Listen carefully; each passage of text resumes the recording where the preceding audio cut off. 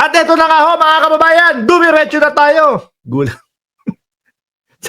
sabi ko siguro nung iba, may topak siguro itong vlogger na to. Bigla-bigla na lang sumisigaw. Ano? Hindi, eto kasi mga bossing, ready na daw po ang PNP. Handang-handa na. We are ready. 100%. We are 100% ready. Naku po, lilinawin nyo PNP ha. Kung ano yung sinasabi nyong ganyan. Dahil nakatutok sa inyo si Bato de la Rosa. No? Lalo't lalo na ngayon, kumakalat yung chismis na may warrant of arrest na lalabas kay Bato de la Rosa. Galing sa ICC. Oh, kaya kayo, PNP, kapag ka magbabalita, maglalabas kayo ng ganyan, linawin nyo agad. Ano? Bigla kayong nagsasabi na, we are 100% ready. Oh, linawin nyo nga. Ano daw ba? Saan ba sila ready? Bato, makinig ka. Naku, eto po. Naku, Bato. Naku, Bato. No? Oh. Bato, pakinggan mo. We are 100% ready. Philippine National Police Chief General Nicolas Torre III say they are ready 100%, no? For President Bongbong Marcos' 4th State of the Nation address. O yan, Bato, papakinggan mo. Kasi sabi ni Atty. Claire, hindi ka daw nag-aaral ng balita no? Baka mamaya makita mo lang, ayan, yung bungad, nakasulat, we are 100% ready, nataranta ka na. Magsasasalita ka na naman, magpe-press conference ka na naman. Ready yung yung PNP. Huwag kang mag-alala ba to, sa ano lang naman sila ready, sa 4th State of the Nation address ng ating Pangulo. Hindi ka a-attend, di ba? Hindi ka a-attend. Sabi mo, hindi ka a-attend. Oh. Baka mamaya, naku ha. Baka mamaya, busy ang lahat o busy ang mamamayang Pilipino sa pagtutok, sa pag-focus dito kay Pangulong Bongbong Marcos sa paglalatag ng kanyang SONA. No? Tapos, yung PNP pala, ang ready pala talaga sila, sa'yo. Oh, sa'yo pala sila ready, nakatutok. Naku, nayari na naman ho, mga kababayan. Ikot puwet na naman ho itong mga ito. Dati ho, nung kay dating Pangulong Duterte kasi, di ba, hilong-hilo sila para silang mga talong Hilong, talilong. Bakit to? Sabi, walang warrant of arrest. No, hindi daw totoo yung warrant of arrest. Ganito. Tapos sa paglipad ng eroplano, papunta na sa Pilipinas, biglang nag-formation yung grupo ni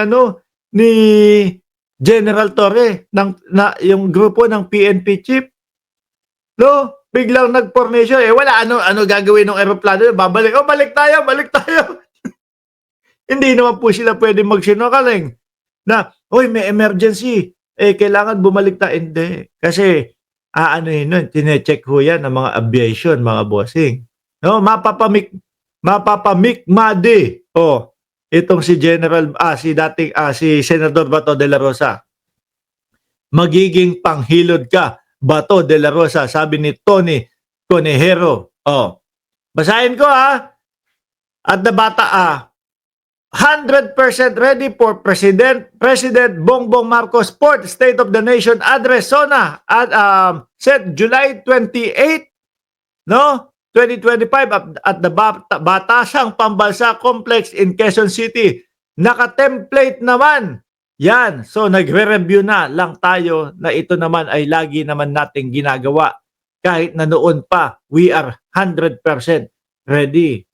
Kapag ka sinabi, pagka saktong petsa ng araw ng SONA, ibinigay, inaabot sa kanya yung warrant of arrest ni Bato de la Rosa.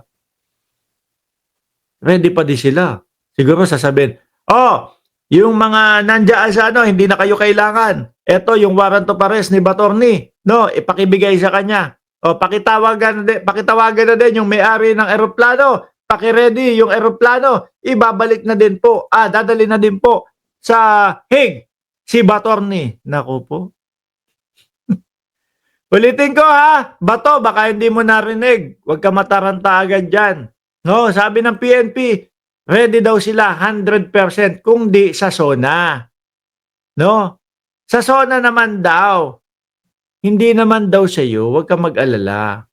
Sabi ni Giovanni, huwag niyo pong tinatakot si Bring It On. Oh, huwag daw tinatakot si Mick Madi. Sabi naman ni Sniper Cam, hindi ninyo mauhuli si Bato. Lalaban yan. Naku, Bato, sayang ang buhay. Ano? Hindi, yan din ang nakikita ko kay Bato.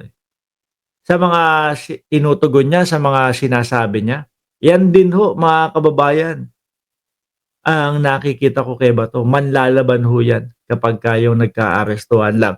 Or, baka sali-salita lang ho yan. Kumbaga, pananakot lang po. Kasi, speaking of, mga kababayan, speaking of dito naman po sa kay Bato, mga bossing, siya na din po yung siya na din po yung unti-unting nagbubuko na meron talagang ICC ulit, no?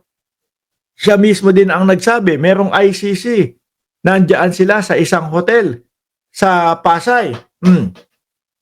Tapos kumakausap nung mga kapulisan.